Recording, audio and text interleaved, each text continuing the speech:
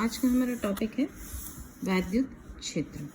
वैद्युत क्षेत्र क्या होता है कि हमारा यदि हम कोई आवेश लेते हैं, कोई आवेश हमने लिया है Q, ठीक है, तो ये आवेश के चारों तरफ का इसके चारों तरफ एक क्षेत्र बनता है।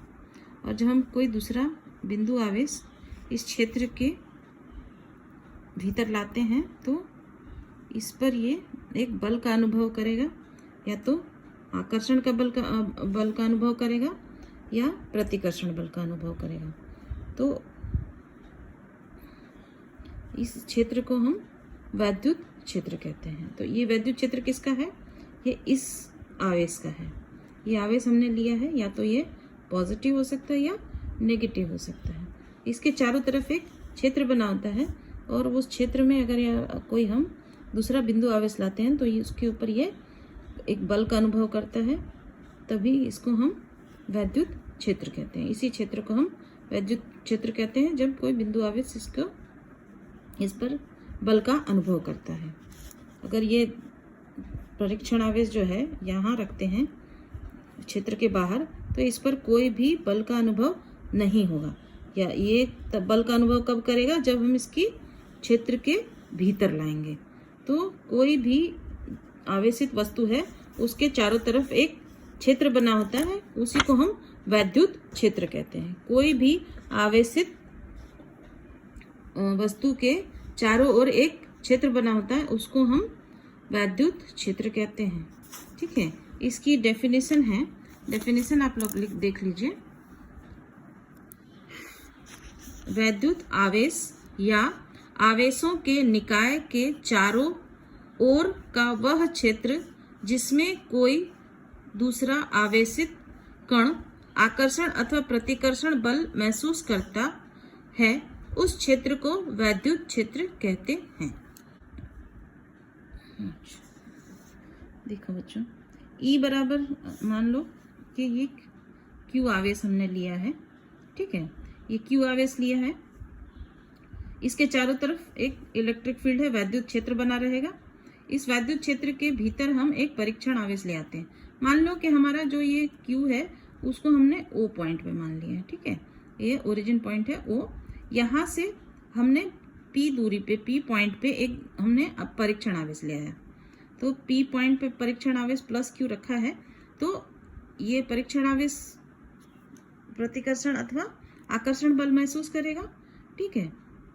और अगर हमको यहाँ पे इस पॉइंट पे P पॉइंट पे इलेक्ट्रिक वैद्युत क्षेत्र कैलकुलेट करना है, इलेक्ट्रिक फील्ड इस पॉइंट पे कैलकुलेट करना है, तो उसके लिए क्या फॉर्मूला होगी? E बराबर 1/4πε0 Q/r²। Q/r², R क्या है? O से P तक की दूरी, O पॉइंट से जो Q आवेश है O पॉइंट पे, वहां से लेके स्मॉल q जो P पे रखा हुआ है उसके बीच की दूरी, O से P तक की दूरी क्या है हमारी? स्मॉल r, ठीक है। तो ये हमारी इलेक्ट्रिक फील्ड इस पॉइंट पे, P पॉइंट पे इलेक्ट्रिक फील्ड कितना है? 1/4πε0 Q/r², ठीक है। और इन दोनों आवेशों के बीच में जो बल है, हमने यहाँ पे पहले अभी निकाला कि ये P पॉइंट पे इलेक्ट्रिक फील्ड कितना है। दूसरा हमको क्या देखना है? दोनों आवेशों के बीच में कितना बल लग रहा है, ठीक है। तो दोनों आवेशों के बीच में जो बल लगेगा वो है F = 1/4πε0 dot small q capital Q/r², दोनों के बीच की दूरी का स्क्वायर। तो ये हमारी फॉर्मूला हो गई, इस पॉइंट पे इलेक्ट्रिक फील्ड और इन दोनों के बीच का बल हमने निकाला है, ठीक है। अब देखो, इन दोनों फॉर्मूलाज को जब कंपेयर करते हैं तो हमको क्या मिलता है? E = F/Q। तो E जो है वो हमारा किस पे डिपेंड कर रहा है? Q के, कैपिटल Q के मान पे। और F जो है, यहाँ ये फॉर्मूला देखिए, इसको हम इसको ऐसे रीराइट कर सकते हैं, F = EQ। तो हमारा जो दोनों के बीच में जो लगने वाला बल है वो डिपेंड कर रहा है स्मॉल q के मान पर, ठीक है। और E जो है वो कौन कौन चीज़ों पर डिपेंड करता है? E depends upon directly proportional to Q. E is directly proportional to Q. Second thing, E is inversely proportional to दोनों के बीच की दूरी का वर्ग। ई जो है वो व्युत्क्रमानुपाती है किसके? दोनों के बीच की दूरी के वर्ग के। और अनुक्रमानुपाती किसके है? जो आवेश है उसके अनुक्रमानुपाती है। ठीक है। ई का जो मात्रक है वो क्या है? ई का मात्रक क्या होगा? ई का मात्रक न्यूटन प्रति कूलम। कैसे आया? ई इज इक्वल टू कितना होता है फॉर्मूला? F upon Q. उसमें एफ का जो यूनिट क्या है? एफ की यूनिट, एफ का मात्रक एन होता है और क्यू का मात्रक कूलम होता है। ठीक है। तो हमारा इलेक्ट्रिक फील्ड जो वैद्युत क्षेत्र का मात्रक कितना हो गया?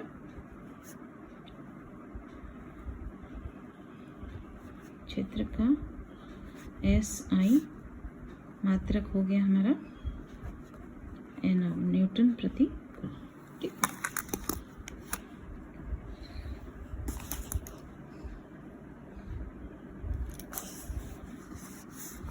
दूसरी चीज, एक चीज और है कि जब हमारा Q आवेश अगर पॉजिटिव है तब जो वैद्युत जो क्षेत्र है उसको हम किससे प्रदर्शित करते हैं? वैद्युत बल रेखाओं से। वैद्युत क्षेत्र किससे प्रदर्शित होती है? वैद्युत बल रेखाओं से। तो जब बल रेखाएं बाहर की ओर दिष्ट होती हैं, जब बाहर की ओर निकलती हैं तो उसको हम ये कब बाहर की ओर निकलती है? जब हमारा आवेश पॉजिटिव होता है। जब हमारा आवेश पॉजिटिव है तो ये जो वैद्युत बल रेखाएं वो बाहर की ओर निकलती हैं। और जब हमारा आवेश नेगेटिव होता है तब बल रेखाएं अंदर की ओर आती हैं। वैद्युत बल रेखाएं जो हैं वो अंदर की ओर आती हैं। ठीक है। पॉजिटिव चार्ज है तो बाहर की ओर जा रही है वैद्युत बल रेखाएं और इसमें अंदर की ओर है। इसका मतलब क्या है? वैद्युत क्षेत्र कैसे कार्य कर रहा है? इसमें बाहर की ओर, इसमें नेगेटिव वाले में अंदर की ओर। ठीक है। और इम्पोर्टेंट है बच्चों कि जैसे हम आवेश लेते हैं, मान लो यहाँ पे एक आवेश रखा हुआ है। ठीक है। तो ऐसा ये जो पेपर पे हम देख रहे हैं ये दो ही डायरेक्शन में दिख रहा है ना हमको। ठीक है।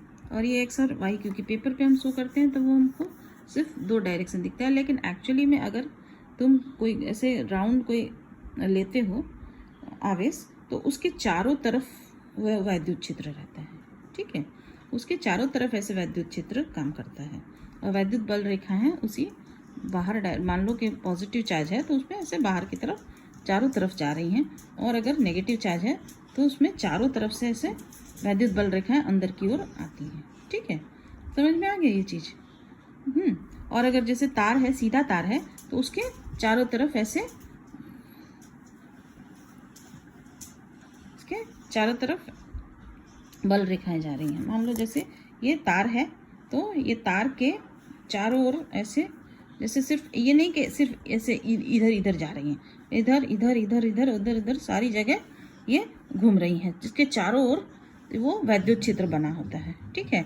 ऐसा नहीं है कि ये सीधा तार है तो एक बस एक डायरेक्शन में एक इधर गया, एक इधर गया, एक इधर गया, एक इधर गया, इस तरह से नहीं। इस तरफ भी है, इस तरफ भी है, इस तरफ भी है, इस तरफ भी है, मतलब इसके चारों ओर ये वैद्युत बल रेखाएं, वैद्युत क्षेत्र बना होता है। ठीक है। ई जो ई एक सदिश राशि है, एफ भी सदिश राशि है और ई का दिशा सदैव, ई की दिशा सदैव किस दिशा में होती है? ई की दिशा सदैव एफ की दिशा में होती है। ठीक है।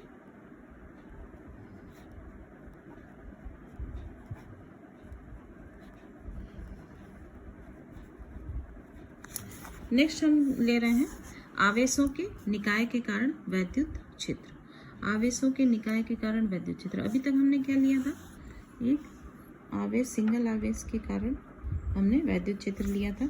अब हम आवेशों का निकाय ले रहे हैं, मतलब आवेश, ढेर सारे आवेश हमने लिए हैं Q1, Q2, Q3 और Q4। हमने एक से ज़्यादा आवेश लिया, ये आवेशों का निकाय हो गया।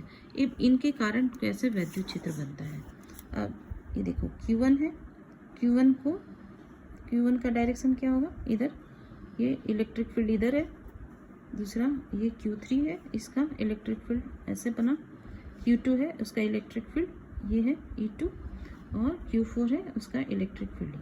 तो हमारा ये जैसे जिस भी दिशा में है उसी दिशा में डायरेक्ट ये सीधा ये इलेक्ट्रिक फील्ड इसकी सीध में बनेगा, ठीक है, तो इसी डायरेक्शन में बनेगा। अब हमारा जो इलेक्ट्रिक फील्ड अब मान लो कि Q1 के कारण इलेक्ट्रिक फील्ड जो बन रहा है वो कितना बनेगा, E1 is equal to 1/4 pi epsilon not Q1 upon R1। मान लो कि ये पॉइंट P है, ठीक है, तो यहाँ से यहाँ तक की जो दूरी होगी वो हम 1P मान लिए, ठीक है, 1P स्क्वायर, ठीक है। अब दूसरा E2 क्या होगा, E2 का मान 1/4 pi epsilon not Q2 upon R2 से लेकर P तक की दूरी, 2 से लेकर P तक की दूरी 2P स्क्वायर R2P, ये हो गया। इसी तरह से हम लोग सबका निकालेंगे, तो जो टोटल E जो होगा वो इन सब का सदिश योग होगा। E बराबर कितना होगा, E जो है वो इन सब इलेक्ट्रिक विद्युत क्षेत्र का सदिश योग होगा, मतलब E1 plus E2 plus E3 plus E4, ठीक है। तो हम इससे क्या निष्कर्ष निकलेगा, E is equal to 1/4 pi epsilon not common आ जाएगा, ब्रैकेट में हमारे पास क्या बचेगा, Q1 upon R1P plus square रहेगा Q2 अपॉन 1P, फिर ये है R2P square R2P plus Q3 upon, इस तरह से होता चला जाएगा, ठीक है। तो इसका हम एक कॉमन फॉर्मूला क्या बनेगा हमारा, आवेशों के निकाय के लिए E का मान कितना होगा, 1/4 pi epsilon not summation QI upon QI P, और I इज इक्वल टू 1 से लेकर N तक,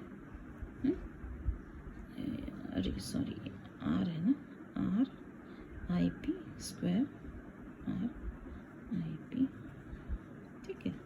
तो इसकी आवेशों के निकाय का जो विद्युत क्षेत्र का फॉर्मूला क्या है, E is equal to 1/4 pi epsilon not summation I is equal to 1 से लेकर N तक QI upon RIP square dot RIP cap, ठीक है।